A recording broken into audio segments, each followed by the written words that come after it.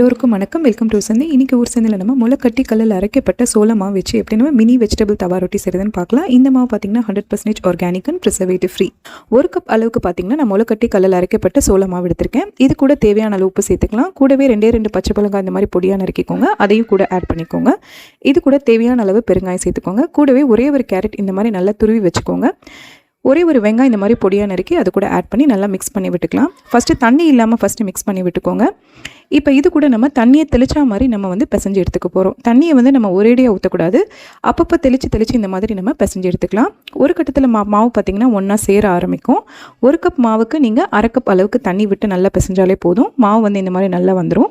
இந்த மாதிரி அழுத்தம் கொடுத்த மாதிரி நல்லா பிசைஞ்சிட்டு நடுவில் இந்த மாதிரி ஒரே ஒரு ஸ்பூன் எண்ணெய் ஊற்றி மறுபடியும் நல்லா அழுத்தி பிசைஞ்சு எடுத்துக்கோங்க.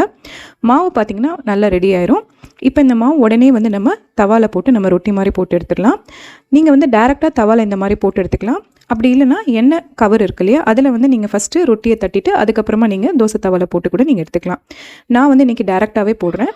நடுவில் இந்த மாதிரி ஒரு குட்டியாக ஓட்டை போட்டுக்கோங்க. ஸோ தட் நல்லா வேகும். நமக்கு சுற்றி எண்ணெய் விட்டுட்டு 2 பக்கமும் நல்லா வேக வச்சு எடுத்துக்கலாம். இப்போ பார்த்திங்கன்னா முளைக்கட்டி கல்லில் அரைக்கப்பட்ட சோளம் மினி வெஜிடபிள் தவா ரொட்டி ரெடி ஆயிடுச்சு.